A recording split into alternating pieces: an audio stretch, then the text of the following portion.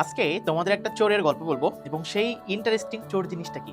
ঠিক আছে, এই চোর সবচেয়ে তোমার জীবনের দামি জিনিসটা প্রতিনিয়ত তোমার পকেট থেকে চুরি করতেছে। কথাটা খুবই গুরুত্বপূর্ণ, একটু খেয়াল করো। সেই চোরটা আসলে কে? সেই চোরটা হচ্ছে অলসতা। এই অলসতার কারণে আমাদের কিন্তু ম্যাক্সিমাম আমরা ফেলিয়ার হই, বুঝতে পারছো? তো দেখো, আমি কেন উদ্দেশ্যে এই কথাটা বলতেছি, যে বিশেষ করে স্টুডেন্ট যারা আছো বা যারা হার্ডওয়ার্ক করো এদের জন্য না, যারা হচ্ছে অলসতা করো তাদের জন্য এই কথাগুলো। তো দেখো, বর্তমান কি বিশ্বকাপ চলতেছে না? এই বিশ্বকাপের সময়গুলো একটু যদি খেয়াল করো, কখন খেলা হচ্ছে?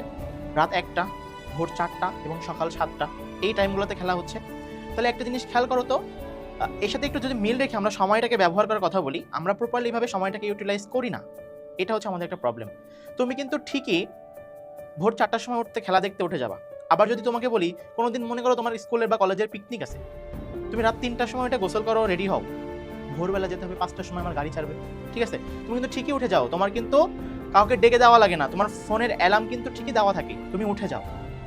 এই যে মাইন্ড সেটআপটা নিয়ে তোমরা আগায় যাও, এই জন্য তোমাদের কিন্তু সময়টা ওই সময় ব্যয় হয় না। কিন্তু আমাদের কি হয়, আমরা আজকে পড়তে বসছি, আগামীকাল তো আমাদের সময় আছে, আমরা কি করি, ঠিকসে ঘুমাই।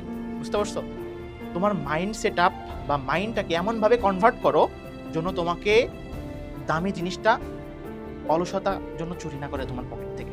আর এই অলসতাকে যদি তুমি চুরি করতে দাও তোমার দামি জিনিস অর্থাৎ সময়টাকে, তাহলে লাইফে তুমি ভালো কিছু করতে পারবে না, এটা মাথায় রেখো। ঠিক আছে, এই জন্য সময়টাকে প্রপারলিভাবে ইউটিলাইজ করতে শেখো, সব কিছুকে তুমি মূল্য দাও, দেখবা ইনশাল্লাহ ভালো একটা ফলাফল অবশ্যই তোমার লাইফে আসবে।